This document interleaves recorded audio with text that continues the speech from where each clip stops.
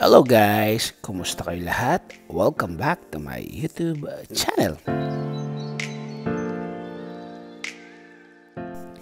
Ang ibabahagi ko sa inyo ngayon ay ang version ko ng chicken inasal.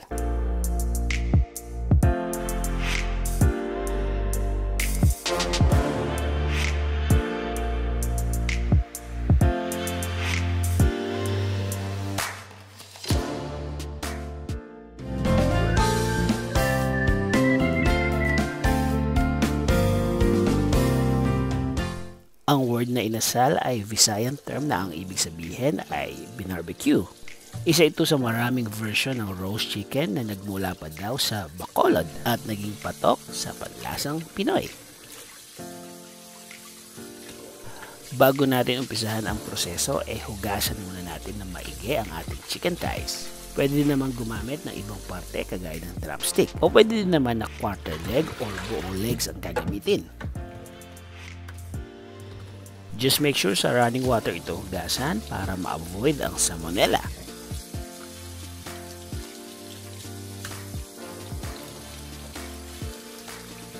So pagkatapos natin hugasan, i-drain lang natin to hanggang sa mawala ang excess water. Bago ako mag-start maghiwa, nagpakulo na ako ng about 2 liters of water. Ang gagawin kasi natin ay ibabrine muna natin ang ating chicken. Since kumukulo na ang water, ilagay na natin ang sibuyas at ang bawang. Lagyan natin ng about 3 tablespoon na salt.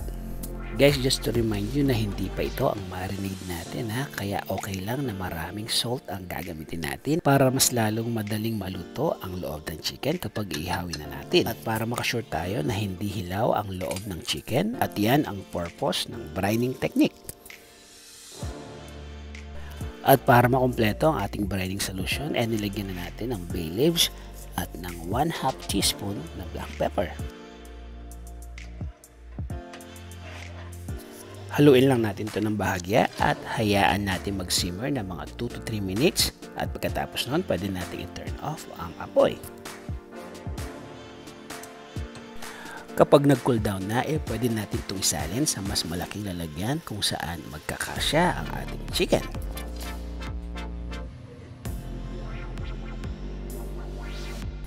Just make sure guys na nasa room temperature na ang ating brining solution bago natin ilagay ang chicken.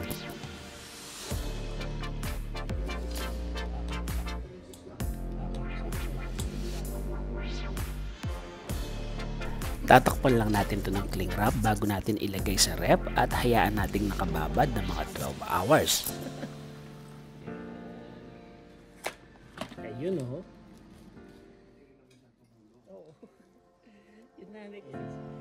Okay.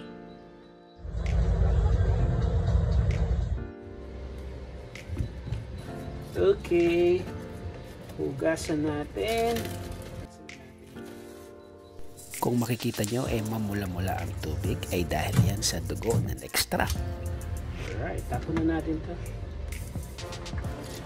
Kasi malansa to guys.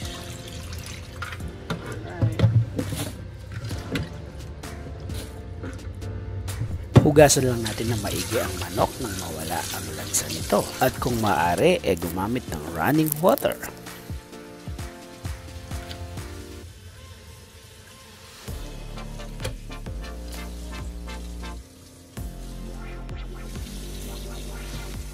Pagkatapos natin hugasan, pwede natin pagsamasamahin lahat ng ingredients para sa ating chicken inasal.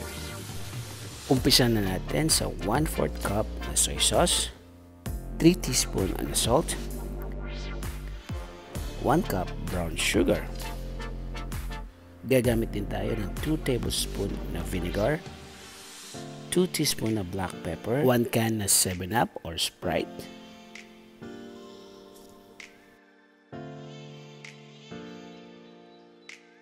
gagamit din tayo ng 1 whole crushed garlic at ng about 2 portion of ginger. At hindi syempre mawawala ang ating lemongrass. Kailangan natin itong i-pound para lumabas ang amoy at lasa nito. Ito ang ingredients kung saan nagiging distinctive ang lasa ng ating inasal. Gagamit tayo ng mga 10 hanggang 15 piraso ng kalamansi. Dito guys, 10 kalamansi na lang available. So ang ginawa ko, nagdagdag na lang ako ng lemon.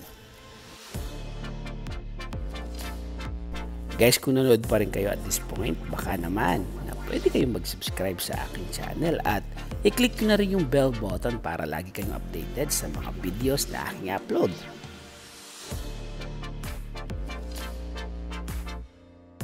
At ang panghuli, maglagay tayo ng about a teaspoon of Worcestershire sauce.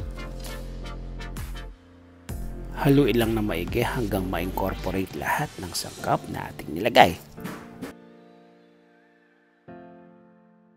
Kapag nahalo na ng maayos, pwede nating ilagay ang chicken. Dahan-dahan lang natin itong ihalo sa ating mixture para hindi masira o matanggal ang skin.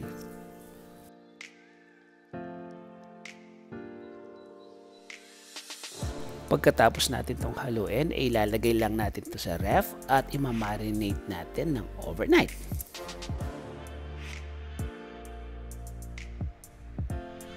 So ito na nga guys, after 12 hours, lulutuin na natin ang ating marinate na inasal.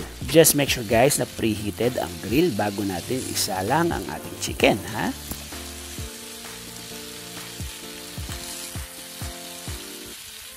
Para mapanatili ang moist ng chicken, pahiran natin ito ng sauce na galing sa marinade. At para mas maging katakam-takam, nilagyan ko ito ng pampakulay.